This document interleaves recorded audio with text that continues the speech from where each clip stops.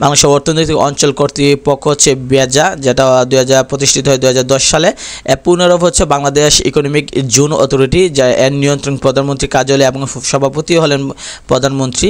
তো গুরুত্বপূর্ণ তথ্য যদি আমরা খেয়াল করে দেখি যে বিশ্বের প্রথম ইপিজেড প্রতিষ্ঠিত হয়েছিল দক্ষিণ আফ্রিকায়। দক্ষিণ এশিয়ার প্রথম ইপিজেড প্রতিষ্ঠিত হয় বাংলাদেশে। তো বাংলাদেশের রপ্তানি প্রক্রিয়াকরণ অঞ্চলসমূহ নিয়ন্ত্রণ করে ব্যবজা, যেটা পুনরূপ হচ্ছে Bangladesh export processing zone authority. ব্যবজা যে এটা হচ্ছে প্রধানমন্ত্রী কার্যালয়ের অধীনে, এটা সাধারণত রপ্তানি প্রক্রিয়াকরণ হিসেবে কাজ করে। ইপিজেড এর চালু শিল্পের মধ্যে সর্বোচ্চ বিনিয়োগ হচ্ছে তৈরি পোশাকের মধ্যে সবচেয়ে সর্বোচ্চ বিনিয়োগ করা হয়েছে।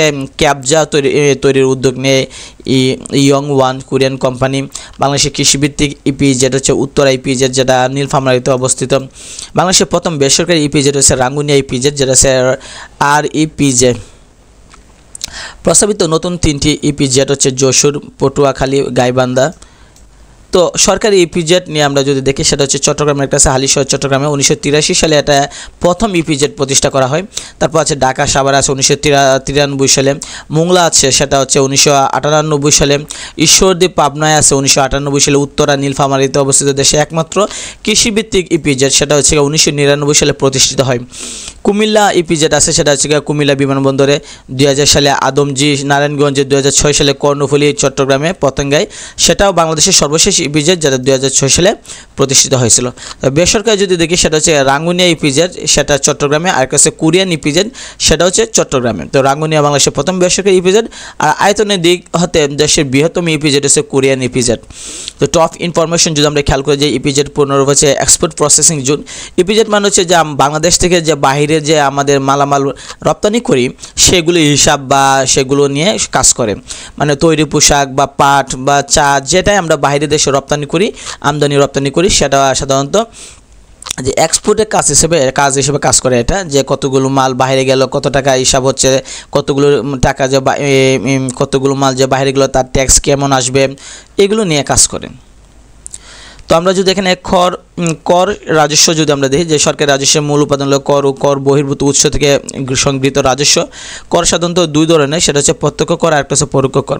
প্রত্যক্ষ কর মানে কি সম্পর্ক শুল্ক, আয়কর, সম্পদ কর, ভূমি কর, এগুলো আমরা। আর পরোক্ষ হলো মূল্য সংযোজক কর, সেটা হচ্ছে পরোক্ষ। বিক্রয় কর, আমদানি শুল্ক, রপ্তানি শুল্ক, প্রমোদ কর, পণ্য কর, এগুলো হচ্ছে পরোক্ষ কর। তো এখানে দেওয়া আছে যে কর বহির্ভূত রাজস্ব হলো আপনাদের হচ্ছে সুদ দেওয়া আছে, টুলু, লেবি, রেলওয়ে ভাড়া, ইজারা, জরিমানা, মুনাফা, তার ও টেলিফোন ইত্যাদি, এগুলো হচ্ছে মূল্য কর বহির্ভূত রাজস্ব। আরও গুরুত্বপূর্ণ তথ্য যদি আমরা খেয়াল করি, যে কর বিভাগ অন্তর্ভুক্ত হচ্ছে অর্থ মন্ত্রণালয়ের আন্ডারে কাজ করে। বাংলাদেশের সরকারি আয়ের প্রধান উৎস হচ্ছে মূল্য সংযোজন কর, সংক্ষেপে মূসক বলা হয়, যেটা হচ্ছে ব্যাট। মূসক মানে মূল্য সংযোগ করের মূ, দন্তস্ব এবং ক, এই তিনটা শব্দের প্রথম অক্ষরটা নিয়ে করছে মূসক। তো মূল্য সংযোগ কর মানে কি, যে আমরা যদি কোনো একটা জিনিস কিনি, সেটার সাথে ট্যাক্স দিতে হয়। ধরেন আমরা একটা বিস্কিটের প্যাকেট কিনলাম, সেটার দাম হচ্ছে যে ধরেন যে 8 টাকা, কিন্তু সরকার 1 টাকা এটা আমাদের ট্যাক্স দেওয়া দিছে। তো তাহলে এটার দাম হলো 9 টাকা, আর দোকানদার 1 টাকা লাভে 10 টাকা বিক্রি করে। মানে কোম্পানি এটা 8 টাকায় বিক্রি করতেছে, 1 টাকা হচ্ছে সরকারের ট্যাক্স, আর দোকানদার 1 টাকা লাভ করতেছে, হচ্ছে 10 টাকা বিক্রি করতেছে। প্রত্যেকটা জিনিসে ট্যাক্স দেওয়া রাখছে, যার কারণে আমরা যে জিনিসই কিনি, চকলেট থেকে শুরু করে আমরা যে জিনিসটাই কিনি, সেই জিনিসটা আমাদের ট্যাক্স দেওয়া আছে। এটাকে বলে পরোক্ষ কর। আমরা বুঝি না সেটা কর যে দেওয়া আছে, কিন্তু কর দেওয়া আছে ঠিকই, কিন্তু এটা কোম্পানি থেকে করটা দেওয়া হয়, যার কারণে আমরা মনে করি যে এই করটা আমরা নিজেরা দিতেছি না, কিন্তু আমরাই দিতেছি। ব্যাট চালু হয়েছিল 1991 সালে 1 জুলাই, প্রাক্তন অর্থমন্ত্রী এফ সাইফুর রহমান কর্তৃক। দেশের প্রথম কর নেপাল ছিলেন খায়রুজ্জামান চৌধুরী। কালো টাকা, অবৈধভাবে উপার্জিত টাকাকে কালো টাকা বলে। এর উৎস হচ্ছে গিয়ে যে ঘুষ, কর ফাঁকি, দুর্নীতি, চোরাচালান, চাঁদাবাজি ইত্যাদি। বেল আউট সেটা হচ্ছে কোনো দেশ বা প্রতিষ্ঠান আর্থিকভাবে দেউলিয়া হয়ে গেলে অর্থনীতিকে পুনরুদ্ধার করার জন্য যে আর্থিক প্রণোদনা বা সাহায্য প্রদান করে, সেই হচ্ছে বেল গেট। মানে কোনো দেশ বা প্রতিষ্ঠান আর্থিকভাবে দেউলিয়া হয়ে গেলে অর্থনীতিকে পুনরুদ্ধার করার জন্য যে আর্থিক প্রণোদনা বা সাহায্য প্রদান করে। মানে কি, মানে হচ্ছে যে এটা বোঝাচ্ছে কি এরকম, যে মানে কোনো একটা প্রতিষ্ঠান ব্যাংক থেকে ঋণ নিল, ঋণ নেওয়ার পর যদি আপনার দেখা যায় যে আর্থিকভাবে দেউলিয়া হয়ে গেছেন, তাহলে কি আপনাকে পুনরুদ্ধার করার জন্য, মানে আপনার কোম্পানিটা আবার চালু করার জন্য আপনাকে আর্থিকভাবে আবার সাহায্য করা হবে, তাকে বলা হয় বেল আউট।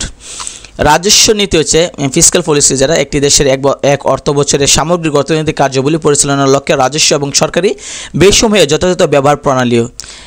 ট্যাক্স হলিডে হচ্ছে সাধারণত শিল্পকে উৎসাহিত করার জন্য সাময়িকভাবে ট্যাক্স মৌকুফ করা হয় অনেক সময়। ট্যারিফ যেটা হচ্ছে আমদানি রপ্তানিকৃত পণ্যের শুল্ক, যা একটি তালিকার মাধ্যমে নির্দিষ্ট করা হয়। কাস্টম ডিউটি যেটা আমদানি রপ্তানিকৃত দ্রব্যের উপর আরোপিত কর। অর্থ বাণিজ্যিক পরিভাষা আমরা এসডিআর যেটা স্পেশাল ড্রয়িং রাইটস, সেটা অনেক গুরুত্বপূর্ণ একটা জিনিস। সেটা হচ্ছে আর্থিক লেনদেনে স্বর্ণের বিকল্প ব্যবহারই হলো SDR. FDI foreign direct investment, সে দেশের অভ্যন্তরীণ অর্থনীতিতে বিদেশি ব্যক্তি বা প্রতিষ্ঠানে সরাসরি উৎপাদনের ক্ষেত্রে বিনিয়োগকে বলা হয় এফডিআই বলা হয়।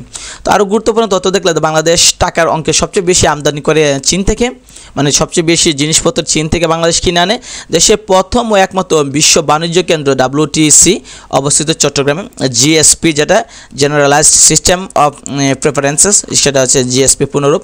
যুক্তরাষ্ট্র বাংলাদেশে জিএসপি স্থগিত করেছিল 2013 সালে 27 জুন, সেটা হচ্ছে রানা প্লাজা দুর্ঘটনার সময়, আর এটা কার্যকর হয় 2 সেপ্টেম্বর 2013 সালে।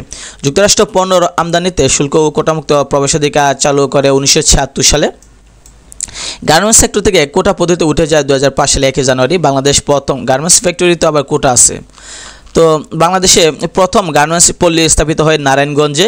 বাংলাদেশের জাতীয় আয়ের সিংহভাগ আসে কৃষিখাত থেকে। বাংলাদেশের সবচেয়ে বেশি বৈদেশিক মুদ্রা যুক্তরাষ্ট্র থেকে আসে। বাংলাদেশের সর্ববৃহৎ ও সর্বাধিক বৈদেশিক মুদ্রা অর্জনকারী শিল্প হচ্ছে তৈরি পোশাক, অর্থাৎ আমরা পোশাক শিল্প থেকে বেশি টাকা ইনকাম করি বহির্বিশ্ব থেকে। বাংলাদেশের সবচেয়ে বেশি পোশাক রপ্তানি করা হয় যুক্তরাষ্ট্রে। দেশের প্রথম সার কারখানা স্থাপিত হয়েছিল সিলেটের ফেন্সুগঞ্জে, অনেক বড় সার কারখানা সিলেটের ফেন্সুগঞ্জে। তো বিশেষ পরীক্ষায় বিভিন্ন প্রশ্ন এখান থেকে আসছে, আমরা যদি খেয়াল করে দেখি অনেক প্রশ্ন এখান থেকে আসে।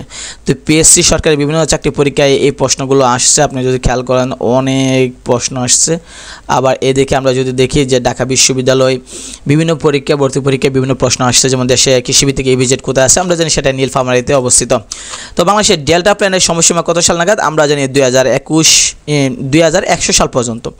তো আমরা যদি এদিকে খেয়াল করে দেখি যে জাহাঙ্গীরনগর বিশ্ববিদ্যালয় আসছে, তারপর আমরা দেখি যদি যে রাজশাহী বিশ্ববিদ্যালয় আসছে, তারপর আমরা যদি দেখি সেটা হচ্ছে চট্টগ্রাম বিশ্ববিদ্যালয়, এবং গুচ্ছতে মেডিকেল ডেন্টাল নার্সিং পর্যন্ত বিভিন্ন প্রশ্ন আসছে।